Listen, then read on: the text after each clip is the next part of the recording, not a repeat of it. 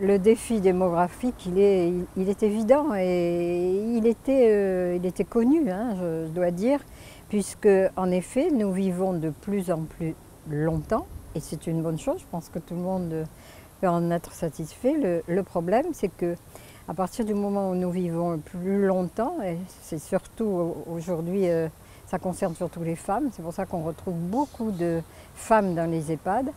Eh bien, on a des risques de perte d'autonomie. C'est un défi sociétal. Quel regard nous portons, nous, en France, sur les personnes âgées? Il n'est pas à la hauteur de ce qu'on devrait faire, c'est d'une manière claire et certaine. C'est une bonne chose qu'on soit allé vers le domicile, parce que c'est quand même ce que demandent les gens, hein, d'une manière générale. C'est ce qu'ils veulent. Ils veulent rester le plus longtemps possible au domicile. Mais il faut qu'ils soient à domicile dans des conditions qui soient acceptables, y compris dans le cadre psychologique. Vous savez, des personnes à domicile, elles sont à domicile parce que d'abord, elles ne peuvent pas faire autrement, parce qu'elles ne peuvent pas payer le reste à charge dans les EHPAD, parce que ça aussi c'est un vrai problème, mais aussi parce qu'elles préfèrent être chez elles, mais si elles n'ont pas d'aidants, si elles n'ont pas de personnes qui les aident, si elles n'ont pas de famille, ce sont des personnes qui perdent beaucoup d'autonomie rapidement parce qu'elles sont complètement isolées. L'isolement, c'est un facteur aussi de perte d'autonomie, il faut le savoir. Donc c'est vrai qu'on a fait, en particulier la loi sur le vieillissement, a poussé vers le domicile et évidemment les gens arrivent plus tardivement, mais c'est leur souhait aussi pour la plupart, dans les EHPAD tardivement, mais au-delà de ça. Ce qui manque, c'est une prise en charge globale du vieillissement. On n'aurait pas pu passer à côté de l'un en traitant l'autre, vous comprenez? L'environnement des EHPAD, déjà sur le plan psychologique, il faudrait avoir là dans les EHPAD des gens qui soient super formés, et pas seulement formés à l'acte, formés au relationnel. Et on voit que dans ces établissements, on est confronté à quoi? Non seulement on est confronté à la maladie, ce qui est déjà un petit peu compliqué, mais on est confronté à un épisode de la vie qui, pour la plupart de ceux qui arrivent aujourd'hui en urgence ou après une hospitalisation, avec une durée de présence dans l'EHPAD qui ne dépasse pas 2 ans aujourd'hui, on voit bien qu'on est dans la dernière tranche de la vie. On voit bien qu'on est confronté à la mort, parce que la réalité c'est ça. Et ça, donc, si vous voulez, déjà, ce sont des conditions de travail qu'on ne trouve pas forcément partout. La deuxième chose, c'est que les personnels ne sont pas du tout valorisés, comme les personnes âgées ne sont pas valorisées. C'est l'appréhension qu'on a des personnes, du vieillissement et des personnes âgées, et comment on se projette, voilà. Et puis, il y a quelque chose, alors là, qui est évident, c'est les conditions de travail très difficiles. Au-delà de l'aspect psychologique, c'est les conditions physiques, très difficile, parce que les nouvelles technologies qui devraient être utilisées, qu'on voit utiliser dans d'autres pays, en fait ne sont pas particulièrement utilisées chez nous. Mais il s'agit par exemple d'utiliser des nouvelles technologies qui vont aider aux conditions de travail et qui vont apporter, ça existe, et qui vont apporter du confort aux personnes. Eh bien tout ça, bon, on parle de la silver economy, mais ça reste quelque chose dans les limbes. C'est pas utilisé, c'est dommage, et ça il faut le faire. Donc il faut des personnels formés. Donc les pratiques avancées, on peut les imaginer, mais il ne faut pas que ce soit une fin en soi.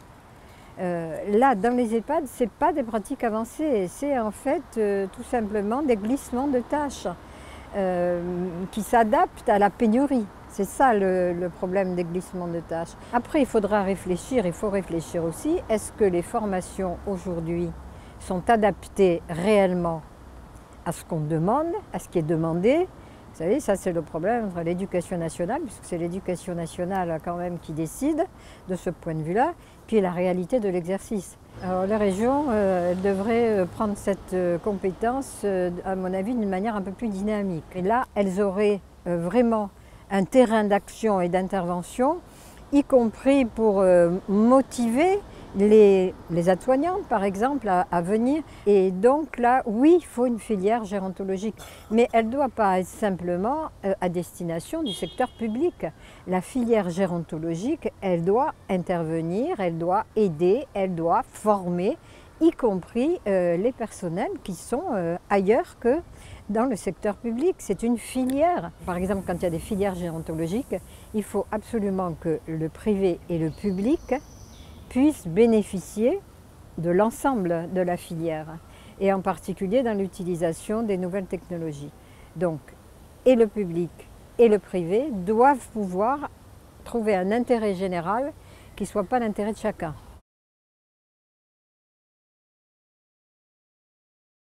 La télémédecine, on en parle depuis un certain nombre d'années, mais on en parlait beaucoup et on ne voyait pas la réalisation. Et ce n'était pas simple, et ça ne va pas l'être forcément. Non, la télémédecine ne va pas régler le problème des déserts médicaux. Mais par contre, à partir du moment où on a un médecin coordonnateur et du personnel, et un médecin hospitalier pour le moment, la plupart du temps, mais il y a aussi des établissements privés qui s'y intéressent, eh bien, il faut quand même un récepteur, un émetteur et un récepteur. Et cet émetteur et ce récepteur, il faut qu'ils soient médecins.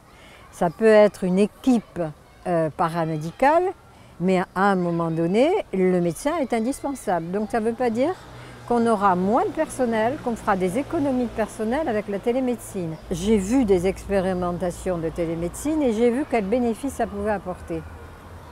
En particulier à la personne qui en bénéficie, puisque c'est elle qui doit en bénéficier a priori. Eh bien d'abord, ça évite des hospitalisations et ça évite d'envoyer les personnes en consultation avec le problème des transports, qui sur le plan financier pose aussi un problème, pour ne parler que de celui-là. Et puis surtout, ce qui m'est apparu évident, à condition que l'équipe d'infirmières ou d'aides-soignantes ou les deux soient présents au moment de la consultation de télémédecine, eh bien ça élève le niveau de qualification des personnels. Pourquoi? Parce que vous avez une consultation en direct. La plupart du temps d'ailleurs, c'est la dermatologie qui est largement utilisée pour les plaies qui sont quand même fréquentes. Là, vous avez un conseil direct, une prescription directe avec quelqu'un qui est qualifié, qui dit quel matériel il faut utiliser, comment il faut l'utiliser, qui fait une démonstration. Et ça va élever le niveau de qualification des personnels sans qu'ils soient obligés de s'absenter pour aller en formation. Donc il y a des gains quand même qui sont importants et pour la personne et pour le personnel. Alors la plupart des expérimentations elles se sont faites à partir des CHU, des centres hospitaliers, mais encore une fois, il y a des expériences qui sont faites aujourd'hui avec des cliniques privées ou des cabinets médicaux privés, d'autant plus que, ça c'était le nerf de la guerre, d'autant plus que la sécurité sociale, là, les négociations entre médecins et sécurité sociale vont aboutir, c'est ça qui freinait beaucoup, c'est pas la peine de chercher beaucoup d'autres raisons, et que donc ça devrait avoir un essor important. Les EHPAD, pour ce qui est des équipements des EHPAD, il y a du financement qui est prévu, et les équipements ne sont plus ce qu'ils étaient il y a quelques années où il fallait un équipement très sophistiqué, très coûteux. Aujourd'hui, avec une tablette, on peut réaliser non seulement des téléassistances, mais des téléconsultations. Donc il faut que ce soit utilisé. Franchement, ça demande à être regardé.